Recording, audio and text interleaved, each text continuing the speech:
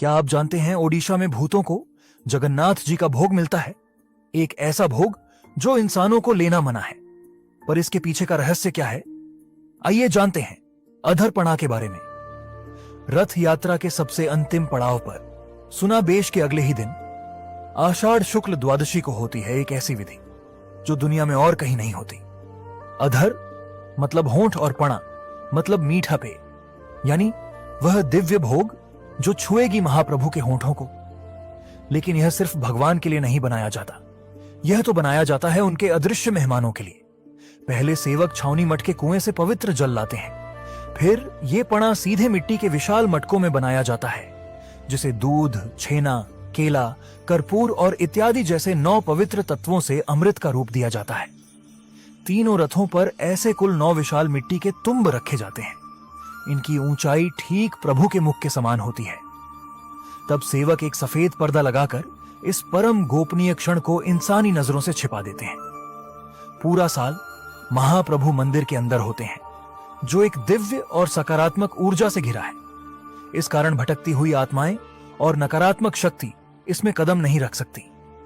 इसीलिए साल में एक बार जगत के नाथ खुद मंदिर से बाहर निकलते हैं रथ यात्रा पर, ताकि उन्हें भी दर्शन मिल सके जो इस दुनिया से अदृश्य है। जैसे ही दर्शन मिल सके जो इस दुनिया से अदृश्य है, जैसे ही रथ आगे बढ़ता है, हजारों भूत, प्रेत और असंतुष्ट आत्माएं मुक्ति की आस में रथ के पीछे चलने लगती हैं।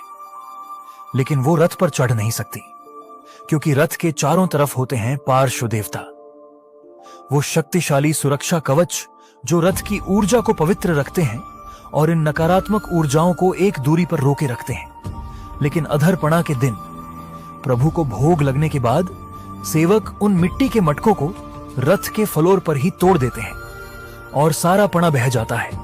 एक ही क्षण में पार्श्व देवता उस अमृत को ग्रहण करते हैं और रथ से बहता हुआ वो पवित्र रस जब नीचे भटकती हुई आत्माओं तक पहुंचता है, तो उनकी सदियों की भूख और प्यास हमेशा के लिए मिट जाती है। उनके जन्मों के पाप धुल जाते हैं और उन्हें मिल जाती है परम मुक्ति। अंदर जाने से पहले ये आखिरी विधि मनाई जाती है। यही है अधरपणा का असली रहस्य, और यही वजह है कि उन्हें सिर्फ भगवान नहीं, जगत का नाथ कहा जाता है, क्योंकि वह सबके हैं, जिंदा के भी, देवताओं के भी और भूतों के भी। और क्या आपको पता है आखिर क्यों दिखते हैं ये पार्श्व देवता रथ पर? क्या इसके पीछे छिपा है कोई गहरा रहस्य? जानने के लिए अभी देख नंदी घोष।